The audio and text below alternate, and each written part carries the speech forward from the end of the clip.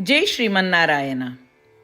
उत्तर अमेरिकायाम् अर्कन्सा नगरे बेण्टन्विल् क्षेत्रे स्थित श्रीरामानुजदास श्रीमन् वेणुगोपालमहोदयः भगवद्गीतायाः भाष्यं दत्तवान्।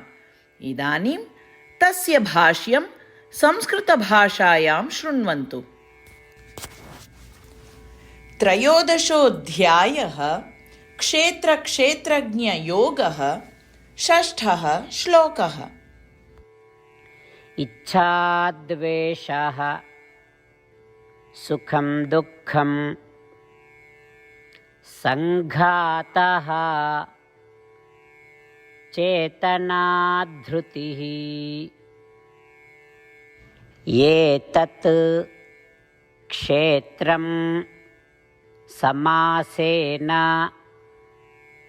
सविकारम् उदाहृतम्। ओम। गीताचार्यः श्रीकृष्ण परमात्मा सार्जुनम् अस्मान् सर्वान् क्षेत्रक्षेत्रज्ञविभागयोगं शिक्षयति। परमात्मा वदति, अर्जुन, क्षेत्रे उत शरीरे ये परिवर्तनानि भवन्ति अहम् इदानीं विवृणोमि। यदा क्षेत्रम् आत्मना संघो भवति तदा क्षेत्रे इच्छाः उद्भवन्ति। यदा इच्छाः पूरिताः भवन्ति तदा सुखं भवति।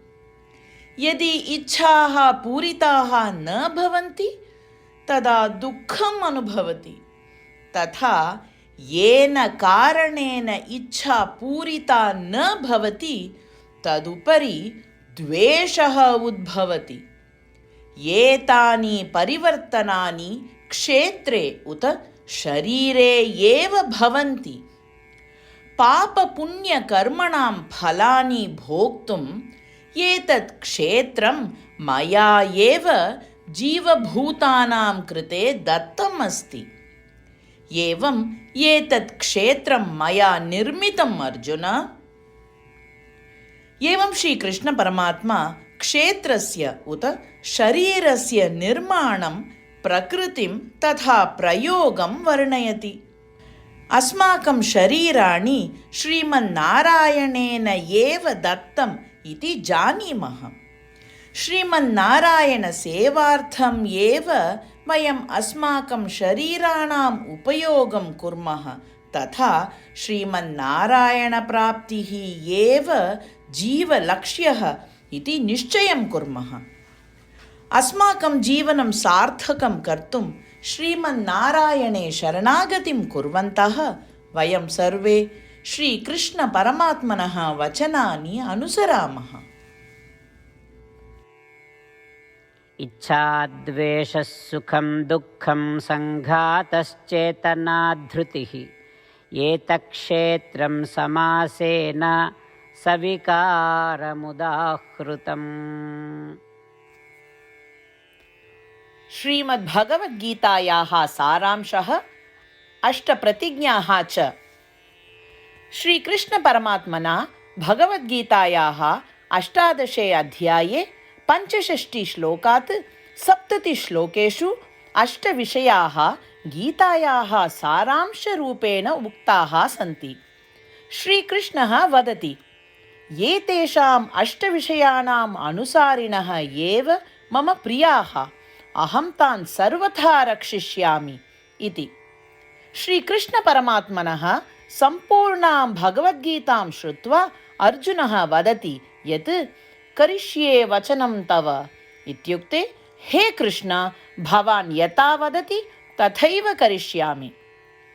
अत एव श्रीकृष्णः सर्वविधसाफल्येन जयेन च अर्जुनम् अनुगृहीतवान् अस्ति। वयमपि एतान् 8 विषयान् अनुसरेम इति प्रतिज्ञां कुर्मः। अस्य वचनस्य अपेक्षया अन्य पूजा, तपः, यज्ञः किमपि नास्ति एव। एताः 8 प्रतिज्ञाः स्वमनसि हृदये च धारयन्तु। एतया प्रतिज्ञया श्रीकृष्णस्य प्रीतं मुखं वयं पश्येम। इदानीम् अस्माकम् अष्टप्रतिज्ञाः। भो श्रीमन्नारायण, यथा सूचितं भवता अहं सदा भवन्तं ध्यायामि। भो श्रीमन्नारायण, यथा उपदिष्टं भवता अहं सदा भक्तो भवामि।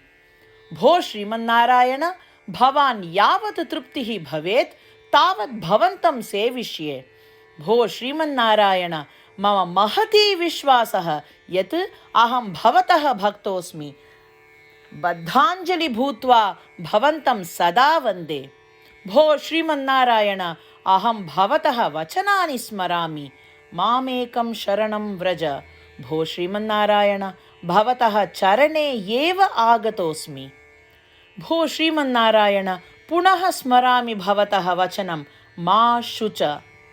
अहं कदापि न दुःखो भवामि। भो श्रीमन्नारायण, श्रीमद्भगवद्गीताम् अस्मभ्यं दत्त्वा अस्मान् सर्वान् अनुगृहीतवान् अस्ति। प्रतिदिनं भगवद्गीतायाः एकं श्लोकं वा शृणोमि उत वदामि इति प्रतिज्ञां करिष्ये। भो श्रीमन्नारायण, सर्वेभ्यः मानवेभ्यः भगवद्गीता भवता अनुगृहीता अस्ति। अज्ञातेभ्यः जनेभ्यः अपि एतां भगवद्गीतां नेतुं यतिष्ये। भो श्रीमन्नारायण, यथा भवता उक्तं तथा करिष्ये। यथा भवतः इच्छा तथैव आचरणं करिष्ये। भवतः एव सेवां करिष्ये। यदि एवं श्रीमन्नारायणस्य वचनं पालयेम तर्हि तदेव प्रत्येकस्य पूजा भविष्यति। पूर्णविश्वासेन पुनः प्रतिज्ञां कुर्मः। भो श्रीमन्नारायण, करिष्ये वचनं तव। इच्छाद्वेषः सुखं दुःखं संघातः चेतनाधृतिः